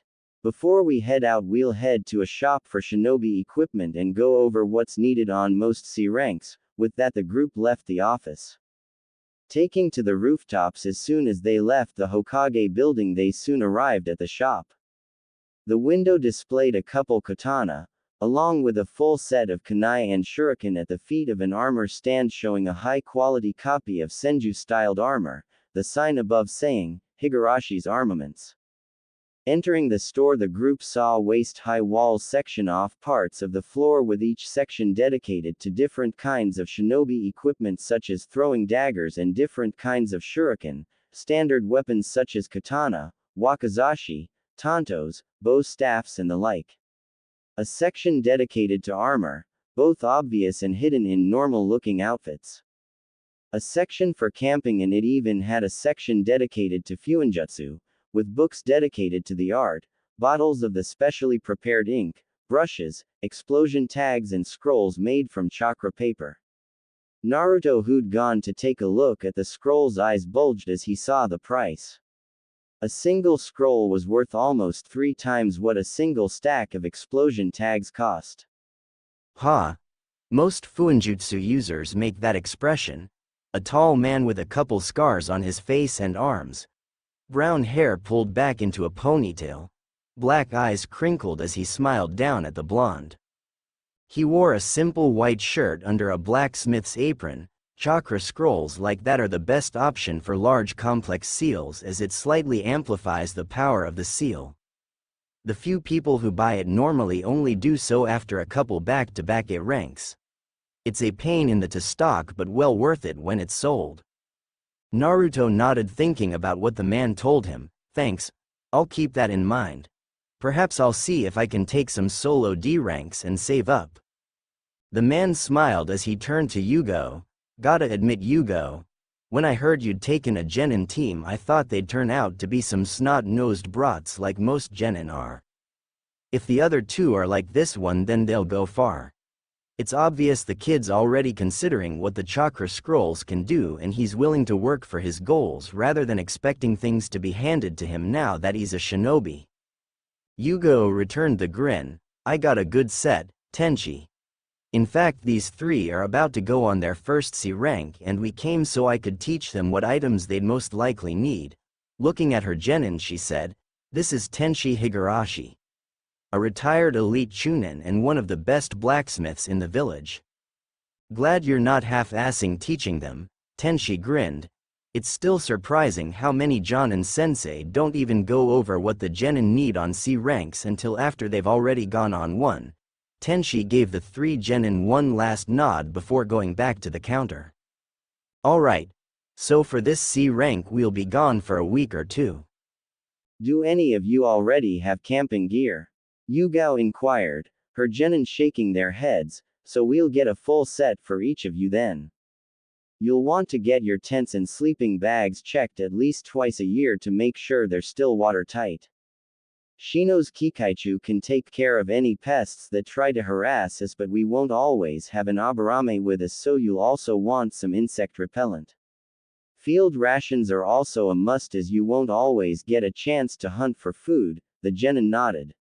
While they hadn't gone camping before, they had learned the ins and outs of hunting.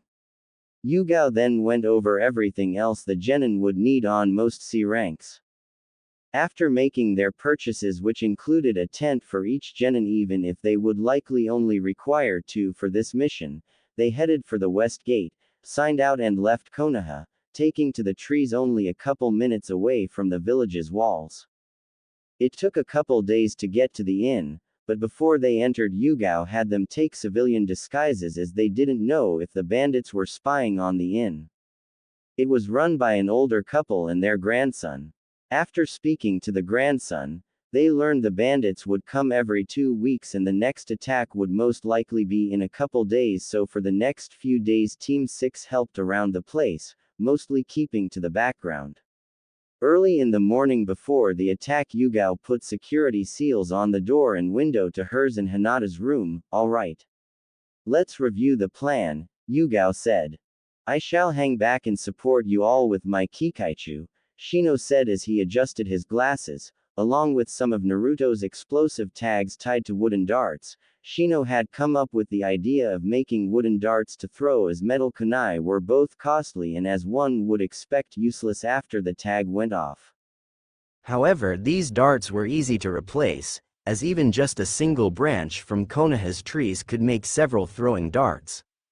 Kunai were better as daggers or all-purpose tools, while also using some earth jutsu to hinder their movement. He was slightly annoyed that he hadn't mastered any wind jutsu to the point they'd be useful in battle. However, he knew that in time he would. He'd already gained a good deal of chakra from all the training. He simply needed to be patient. I will disable as many bandits as I can with my Jukin, Hinata stated. I am also to use my water and lightning bullets when I have a clean shot. My clones and I will also support Hinata, Naruto declared seriously, his katana strapped to his back and his wakizashi on his waist, along with protecting the civilians. We also need to let at least one bandit escape so a clone can follow them back to their camp. Once we know their camp's location, we move in and strike before they can retaliate, Dadbeo. And if any nuke nin appear? Yugao asked. You'll step in. If we're attacked before you do, our goal is to evade and survive, Shino replied. Very good, Yugo said with a small smile, very proud of her genin. Each one had blossomed under her teaching, especially Naruto, but that could also be due to the fact that for the first time in his life he had a proper teacher and friends to support him. She hoped that their first kills wouldn't affect them too badly. A few hours later Naruto made 4 clones, who using the transformation jutsu, taking the forms of Team 6 in their civilian disguises and had them leave the inn and move west as if continuing on their way to the land of grass. The 4 shinobi waited in the shadows for the bandits to appear. 10 past noon the bandits charged through the archway to the road only to be met with Hinata blocking their path, quickly followed up by Shino's Kakaichu and 4 wooden darts, 2 of them with paper wrapped around them, forcing the bandits to make a circle. A horde of Naruto's clones wielding katanas and wakizashis appeared out of bursts of smoke, preventing their escape. "Throw down your weapons and surrender," one of the Narutos ordered, making the bandits sneer. "Surrender? To a couple snot-nosed brats?" One of the more muscular bandits snarled, his bare arms covered in scars showing how long he'd been a bandit and how many fights he'd been in, a slightly chipped kusari gama in his hands, the heavy round weight spinning before him as a makeshift shield. "You brats are decades early if you think you can beat us. Get them, boys!" With a roar the group surged towards Hinata. Moments before the explosion tags went off, taking out the couple bandits at the back, the men screaming in pain as the explosions made their legs useless. The Kakaichu then surged inwards, easily darting past the bandits' awkward swings. One of the lookout clones burst, letting Naruto know that there was one more in the trees who just bolted, with a second lookout clone in pursuit. "Take him down!" all the Narutos roared, half of them surging forward while Hinata let loose with a half-dozen elemental bullets. The water bullets detonating before reaching the bandits, coating the lead bandit and the man right next to him in water, and with how close the two were and the lead bandit losing control of his weapon due to surprise the chain wrapping around his comrade's arm, when the lightning bullets slammed into the bandit wielding the kusari gama, the electricity traveling through the water and Chien shocking both enough that they collapsed to the ground twitching and unconscious. The rest of the bandits fell just as quickly. Naruto leaves some clones to remove their weapons and restrain them. Yugao ordered the remaining clones from the battle saluting and quickly getting to their task while the rest of Team 6 bolted into the woods following Naruto, who was leading the way to the camp. Once there, Hinata scanned the place with her Byakugan and signaled that the bandits didn't have any captives, before releasing another volley of water and lightning bullets at a trio of bandits, all of whom wore metal-plated armor and had higher quality weapons, signaling they were most likely the leaders of the group. Just as it had done with the first 2 bandits, the trio went down quickly, though one of them managed to force himself to a knee before Shino's hive swarmed him and started draining his chakra. Naruto's clones were dealing with the few other bandits. However, one member of the armored trio had managed to get to his feet and was about to use his heavy mace to bash Hinata's head in when she spun around, her hand lashing out and closed a couple of the tenketsu on his arm, making him drop the weapon before shooting an already charged lightning bullet directly into his face, the bandit falling back dead, though Hinata didn't focus on that yet as there were a couple bandits left. Once the camp had been cleared out, and the bandits either dead or safely contained in stasis scrolls, the genin sat around the remains of the bandits' campfire as they processed their first kills. Who got the first kill? Naruto gulped. It was one thing to kill a deer or lynx, but another to kill a human. Shino did, Yugao replied, making the genin give her curious looks. "I left a clone back at the inn and one of the bandits he got with the explosion tags died of shock. Then Hinata got one of the bandit leaders with a lightning bullet." Hinata nodded, recalling the man who'd attempted to hit her with a mace. "And finally one of Naruto's clones cut down a bandit who was about to throw an axe at Shino. There were others, but those were your first kills. Now I know this is hard. Believe me, every shinobi who isn't mentally unstable goes through this." "Is killing always this difficult?" Hinata asked as she fought to prevent herself from throwing up. "No. It gets easier, but that's both a blessing and a curse," Yugao sighed. "Many jonin who focus on combat missions tend to get to the point where killing is barely noticeable, but that's not a pleasant concept to talk about." "So I'll tell you the same thing Kushina-sensei told me and my teammates when we had our first kills," Yugo held back a sigh. It still hurt remembering her teammates. Every time you take the life of a bandit or nuke nin. Don't just think about their life. Think about the lives of the innocents they took, how you avenged them. How you gave them peace, and also think about the lives of the people that if you didn't put the bandit down would be in danger. Shinobi life is not easy, nor is it glamorous. We're soldiers, spies, assassins and thieves. While other villages and even others in Konoha might see it differently. In many ways we are the shadows in the night who keep even worse shadows at bay. We fight so the civilians don't have to. We fight to protect those close to us. We fight to keep whatever evils this world might have, from getting a foothold and causing untold havoc. The three genins sat in silence contemplating Yugo's words. After 10 minutes they looked at each other and nodded. Eternal peace might never come, Naruto started, holding out a fist. But that doesn't mean it's not worth fighting for, Hinata continued, knocking her fist to Naruto's. Nor does it mean that fighting for whatever form of peace we can get is a worthless pursuit, Shino stated as he copied Hinata's actions. After all, Naruto said with a grin, nothing in life that's worthwhile is easy to get. The three said simultaneously. Yugo fought hard to keep herself from crying out of sheer pride. These three who had started out barely knowing each other had become the best of friends. She couldn't wait to see how far they'd go. Asuma's frown deepened. Just as he thought his team was ready for AC rank, Sasuke went and proved him wrong. Before they'd even started the day's training, the Uchiha heir had almost attacked Kiba after the Inuzuka asked how the therapy was going and if the Uchiha wasn't going to run off at the first sight of his target for revenge like a wild boar. As punishment, Asuma had Sasuke running through a course that included a tall wall for tree walking and the training grounds pond for water walking, along some other things that would trip the arrogant kid up a little. Sheesh, Kiba said after he finished his set of push-ups for the morning's warm-up. Asuma had doubled his normal set as punishment for the way he'd phrased the question.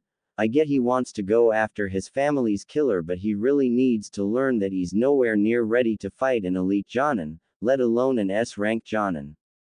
That's rather surprising coming from Yukiba, Shikamaru drawled as he laid on his back instead of doing crunches. Most of the time you're more hot-headed than him. Kiba shrugged. Chalk it up to pack logic. Right now we're near the bottom of the ranks for Konoha's pack, so going up against someone good enough to be Konoha's alpha is damn near suicidal until we get closer to his level. On top of that, do you think the killer has stopped training? Akamaru let out a couple barks of agreement. Asuma let out a bark of laughter. So you do use that brain for more than just tracking, fighting and food. Kiba just flipped their sensei off, though there wasn't any anger behind it, as this wasn't the first time Asuma had made that kind of joke. I've been meaning to ask, Shikamaru said as he sat up and looked at his sensei. Why did the Hokage split up the Ina Shikacho team this time? I was wondering when you'd ask. Asuma chuckled before shooting a quick glare at the Geinin, who groaned but started doing crunches. Your families might have been allies even before being brought to Konoha, but that's also made the combination predictable. Enemies might still struggle against your parents, but as things are, you, Choji and Ino wouldn't be able to keep up with someone who expects those strategies. The three of you will train together in the future, but for now we need to get your individual skills up first. After all, the three of you are not your fathers who could work perfectly together even as genin. Shikamaru paused his exercise to give Gus Sensei a quick nod. While he and Choji could work perfectly together, the two boys could only barely tolerate Ino's bossy attitude. Shikamaru still pitied his best friend for being on a team with both the blonde and pink-haired harpies. So do you have anything special in mind for our training? Shikamaru asked once he completed his warm-ups. A couple days ago Choji said that cousin Ensui was considering a couple weapons for him. Yeah, I remember Ensui saying something along those lines, Asuma mused as he stroked his beard. Let's see, Kiba's feral style wouldn't mesh well with most weapons as he needs his hands free. However, there is something that might work. Ever hear of Ebola? Nope, Kiba replied as he looked at his sensei curiously. They're two weighted balls connected by a cord or chain that you throw at the enemy to either tie or trip them up, Asuma explained. You mostly find them in areas like the land of grass or sand as they work best in wide open areas. Too many trees and they'd either crash into one or wrap themselves around it. So a ranged weapon that would hinder my opponent's movements, letting me and Akamaru charge in? Kiba asked, getting a nod from his sensei. Yeah, I can see that working with my family's style. Would it even work when hunting? For larger game it should, Asuma said. Doubt it would work on wild boar and the like since their legs are so short. Makes sense for Kiba's style, but what about me? Shikamaru asked. Oh, I got something in mind for you, don't worry, Asuma chuckled. You are going to learn archery. Archery? Shikamaru repeated. Why? Simple. What would happen if with the aid of one of Naruto's seals you could attach some thin wire to the arrow? You wouldn't even need to hit your target. You could just use the wire to attach your shadow to him. Something that would exponentially increase the range of your family's unique jutsu. Shikamaru was stunned. Why had no one in his family thought of that yet? Even something as simple as a fishing line could be used for this. And if what he'd heard about how quickly Naruto was advancing was true, then he had no doubt that the blonde could easily whip up a seal to connect the line to the back of the arrow. Is that why you've been focusing on my arm strength recently?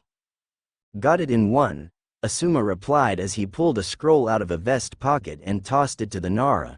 That's your training bow, along with a quiver of 20 arrows. I set up some targets a short distance away that a clone will lead ya to.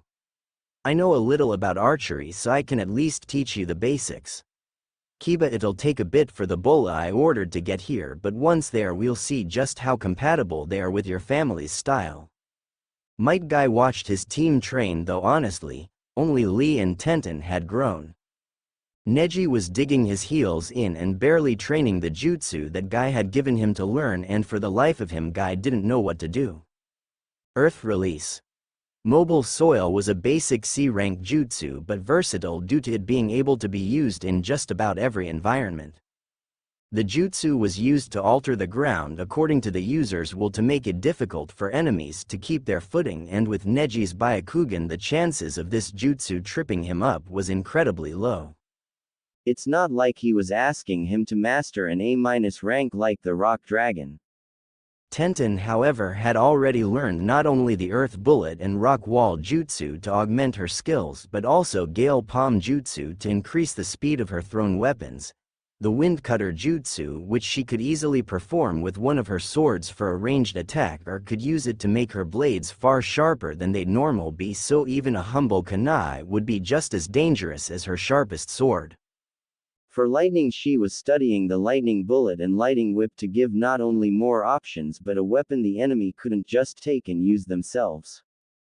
Lee learned how to sense when he was under mid to low rank genjutsu and had found that by using the original hand signs now known as the kuji and enchanting their names, it helped him focus his mind to the point he could throw off most low-ranking genjutsu with ease. He'd also started learning how to use a couple weapons such as Tanfa and the bow staff. Sadly, he didn't have the skill or desire to use the nunchucks in battle, but he had taken to training with them to improve his hand-eye coordination. It baffled Guy that Neji would stick to his clan's tradition despite there being very easy ways to augment the Juken. Even something as simple as a glove with chakra metal wires would work, as with their mastery over their chakra they could turn those simple wires in additional fingers to shut down tenketsu at range. Perhaps Hinata would be interested in the idea. As a water element, a weapon as flexible as the wires could be at least a decent match. Yugo had already asked him for scrolls on some water and lighting taijutsu styles that would mesh well together. While he didn't know of any shinobi who used wired gloves, that didn't mean it was impossible or hadn't been done before. He was curious if the young Hyuga heiress would rise to this challenge, or if she couldn't. See if her children could if they shared her elements. And that's all I have to report, sir, Yugo said as she stood before the Hokage's clone, who as usual was in the mission room. Letting out a little smoke that became the leaf symbol, the Hokage nodded. Very well done. Your genin handled themselves very well. Looking at the genin and giving them a grandfatherly smile, he continued, each of you will receive the bounties of the bandits you killed, as well as a fifth of the bounties of the captured bandits as is protocol for when a bandit camp is taken care of. Thank you, Hokage-sama, Shino and Hinata said, while Naruto said, thanks, Gigi. Hinata, Shino, you two are dismissed. Meet me at our training ground tomorrow at the normal time, Yugo said. Naruto, you and I need to see the Hokage in his office for a small talk. Yes, sensei, Hinata and Shino said in unison. Both figuring the Hokage just wanted to know how his surrogate grandson's first C rank went in person. See you tomorrow, Naruto, Hinata said. Shino nodded. Indeed. Father would also like to speak to you next time you are at the compound. Got it. I'll make sure to speak to him before getting to work with Orchid Sensei, Naruto nodded. Speaking of your work with Fuinjutsu, the Hokage said, my son mentioned Shikamaru wishing to speak to you about some possible seal to aid in his training. He's being very tight-lipped about what those seals might be, though he promises that whatever it is, they're working on would make even Shikaku annoyed that he never thought of it. Oh, this I've got to see, Naruto snickered. This might be the first time that Shikamaru's pulled a prank on his old man. That's one way to put it, the Hokage agreed, before Naruto and Yugo turned and left the room. Inside Naruto's mind, the caged being once more stirred. Things had been going well for their host. The being had a feeling on what the old monkey wanted to talk about, and if they were right, well, they just hoped the kid would make it through the latest hurdle in